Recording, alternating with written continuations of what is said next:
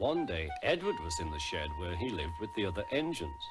They were all bigger than Edward and boasted about it. "The driver won't choose you again," said Gordon. "He wants strong engines like us." But the driver and fireman felt sorry for Edward. "Would you like to come out today?" "Oh, yes, please," said Edward. So they lit his fire, made lots of steam, and Edward puffed away. The other engines were very cross at being left behind.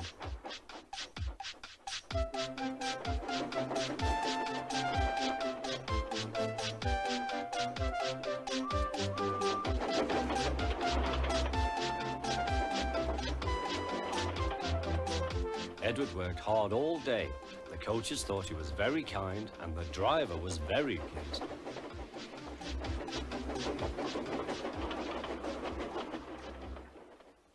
"I'm going out again tomorrow," Edward told the other engines that night. "What do you think of that?" But he didn't hear what they thought, for he was so tired and happy that he fell asleep at once. Next morning, Edward woke up to find nothing had changed. Gordon was still boasting. "You watch me, little Edward, as I rush through with the express. That will be a splendid sight for you. Goodbye, little Edward. Look out for me this afternoon."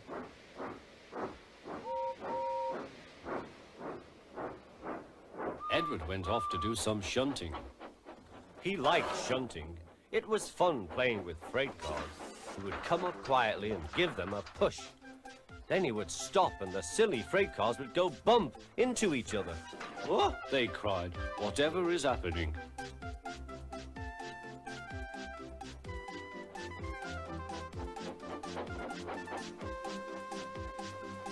Edward played till there were no more freight cars. Then he stopped to rest.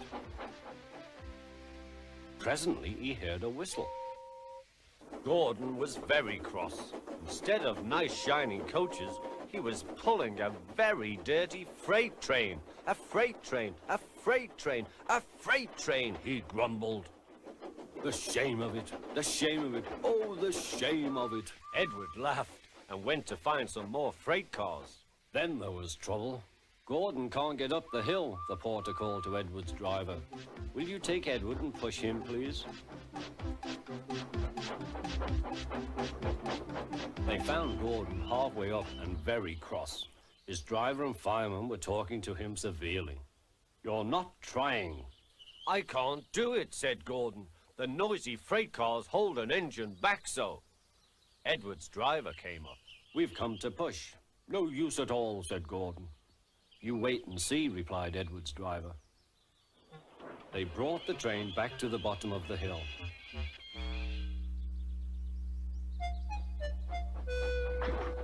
"I'm ready," said Edward. "No good," grumbled Gordon. They pulled and pushed as hard as they could.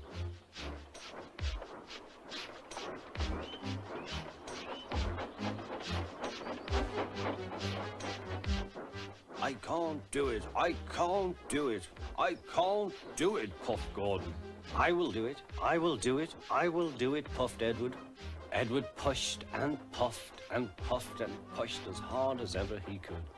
And almost before he realized it, Gordon found himself at the top of the hill. "I've done it, I've done it, I've done it," he said proudly. He forgot all about kind Edward and didn't say thank you.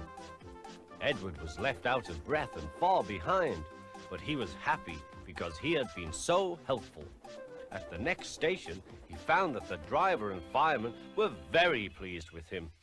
The fireman gave him a nice long drink, and the driver said, "I'll get out my paint tomorrow and give you a beautiful coat of blue with red stripes. Then you'll be the smartest engine in the shed."